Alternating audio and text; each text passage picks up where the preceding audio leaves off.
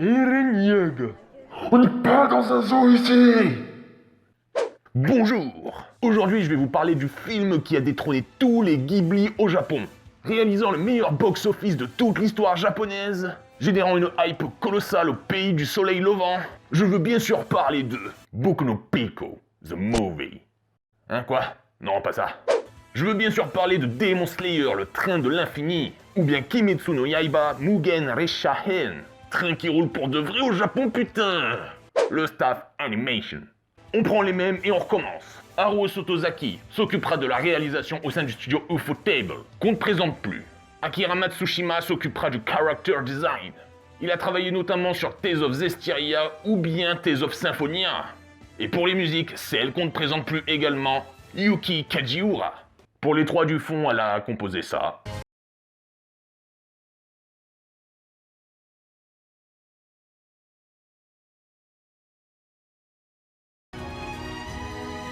Ou ça.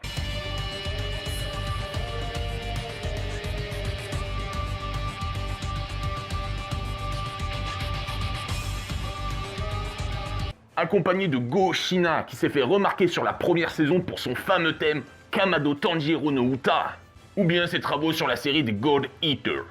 Voilà pour le staff. Scénario et personnages. Ce film débute juste après les événements de la saison 1. Et oui, chose rare pour être souligné, ce film est une séquelle à l'animé. Contrairement à d'autres shonen comme My Hero Academia ou Bleach, où les films servaient de stand-alone, avec des histoires originales. Et que pour les gens comme moi qui n'ont pas lu le manga, c'est évidemment tout bénef. Car, on sait pas trop ce qui va se passer. Là où on s'attend à 100% du temps, lors des films comme ceux de My Hero Academia à des happy end, ici j'étais dans le noir complet. Ce qui rendit mon visionnage au cinéma encore plus excitant. Alors Smoko, qu'est-ce qu'il raconte ce film?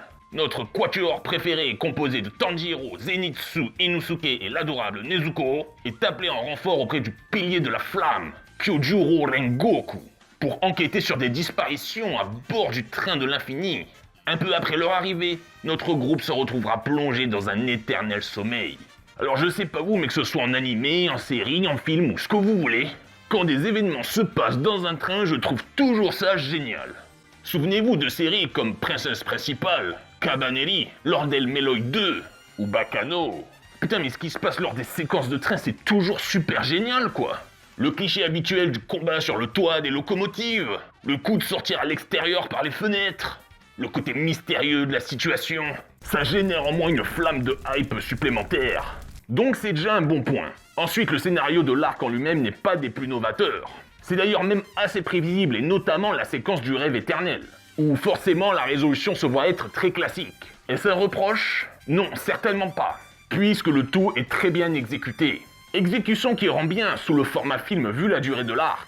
Un choix, ma foi, judicieux de la part du comité de production de l'animé.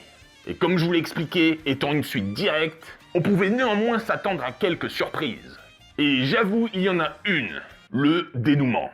Attention, spoil sévère les enfants. La mort de Rengoku, putain. Heureusement que je portais mon masque dans la salle, car putain de merde, qu'est-ce que je chialais comme une madeleine. Pour commencer, je pensais réellement que le film allait être Tanjiro et compagnie contre l'oubliable 7ème lune. Et que s'ensuivrait un fight de Rengoku contre cette 7ème lune, et après quelques blessures, il allait remporter le combat. Eh bien, pas du tout. La 3ème lune se ramène en faisant un petit coucou à la fin du film, et commence à casser les couilles à notre pilier de la flamme. Le gros point fort du film, c'est qu'à travers une durée approximative de 1h57, il a réussi à nous faire apprécier le personnage de Kyojuro Rengoku, qu'on avait à peine vu à la fin de la saison 1, et qui était assez hostile envers Tanjiro et sa sœur. Mais dans ce film, il commence à les apprécier, et faire aussi de Tanjiro son successeur. La révélation de son passé s'est directement intégrée au fil conducteur du film. Au lieu d'avoir un flashback au beau milieu d'un combat, son passé nous est conté à travers son rêve. Nous avons donc exploré l'histoire de la famille Rengoku ainsi que son rôle de grand frère. Nous voyons leur père, ancien pilier devenu un homme qui s'est désintéressé de la vocation de pourfendeur. Ayant perdu sa mère, Kyojuro assuma pleinement son rôle de grand frère. Pour cela, il s'est imposé une discipline stricte, mais possède néanmoins un caractère enthousiaste et un peu excentrique sur les bords. Il s'est juré de protéger les faibles. Toute cette caractérisation de personnage s'entremêle avec toutes ses actions durant l'intégralité du film. En passant par ses différents combats, en passant aussi à travers Tanjiro, qui à la fin du film, j'aurais pu le percevoir comme un peu le substitut du grand frère à Tanjiro, qui a été démontré à plusieurs reprises, dont l'admiration qu'il lui portait. Pour le coup, voir toute la montée en puissance du personnage était vraiment émouvante. Donc, préparez les mouchoirs pour la fin. Au fait, il y a Zenitsu qui a essayé de pécho Nezuko, dans son rêve, hein. Vous inquiétez pas, il aura son moment épique dans l'animé, et moins insupportable qu'à l'accoutumée. Rassurez-vous, Inosuke se prenait pour le grand Manitou dans son rêve. Ces deux personnages servaient uniquement pour la comédie. Même si à la fin, Inosuke peut être enfin une vraie prise de conscience. Tanjiro, lui, revoyait une dernière fois sa famille en rêve, et se coupait la tête à répétition. Car, vous devez le savoir, il est courant de rêver que l'on va mourir. Mais on se réveille toujours avant. Bah, Nezuko, pour le coup, elle faisait des trucs dignes pour son personnage. That's the cutest fucking thing I've ever seen in my entire life. Je ne vais pas vous les présenter en détail. Je pense que 95% de la population mondiale a vu la saison 1, les 5% restants étant des gros teux. Cela fera peut-être l'objet d'une prochaine vidéo.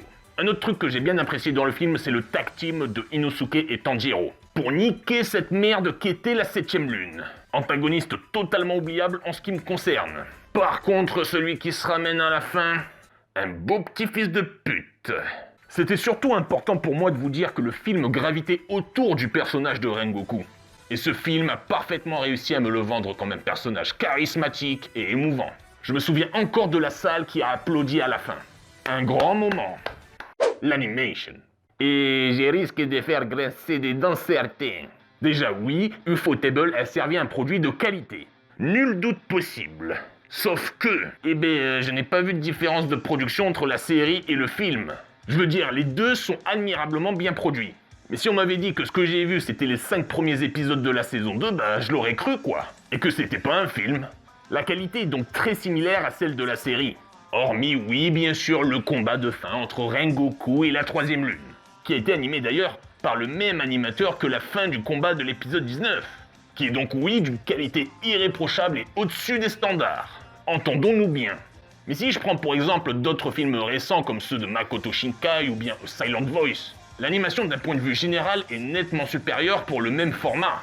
Je pense que ce qu'il manquait au film Demon Slayer, c'est une plus grande attention à porter à l'animation de gestes basiques, appelé dans le jargon le Kara Acting, comme on peut le voir dans la scène que vous voyez en fond actuellement. Après oui, le film a dû être produit en grande partie pendant la grosse période Covid-19. Lui aussi un beau petit fils de pute. Il y a peut-être eu quelques complications pendant la production. Sinon, Ufotable, oui, nous redémontrera son savoir-faire. Akira Matsushima propose un character design toujours aussi beau et soigné, aux traits accentués et aux couleurs très contrastées. Une 3D toujours aussi impeccable, là où un autre studio aurait pu pondre une immondice lors de la transformation de la 7ème lune avec une 3D dégueulasse. Bah avec Ufotable, c'est très bien passé. Même si la 7ème lune était vraiment dégueulasse, au sens propre du terme. Donc globalement, c'est du très bon. Mais j'aurais voulu, vu la grosse chiasse que je suis, un truc un poil plus ambitieux sur l'animation pure. Si je devais faire une comparaison, j'avais le gâteau, mais pas la cerise. La musique. Le thème Kamado Tanjiro no Uta de l'épisode 19. Je m'en souviendrai toute ma vie. Ça m'arrive encore de la fredonner aujourd'hui. Merci Goshina. On retrouvera le thème dans le film sous une version un petit peu plus soft, donc c'est cool. Mamma mia, par contre le thème de Rengoku et de son combat contre la 3ème lune, il faut que la hype puissance 9000. T'es directement immergé dans le combat. La chair de poule les gars. Des thèmes ultra épiques avec les chœurs là. Le coup de guitare là putain, le coup de guitare. La chair de poule les gars. Sur Demon Slayer, c'est clairement Goshina qui a su plus briller que Kaji Urayuki. On retrouvera également, vous savez, ces thèmes avec ces chants caractéristiques.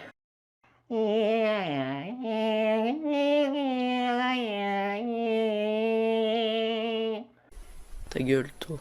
Qui fout toujours aussi bien dans l'ambiance dark et sombre de la série. Et pour finir, le thème de fin Homura par Lisa, qui vous arrachera la dernière larme. Verdict. Arc qui fonctionne totalement sous le format film.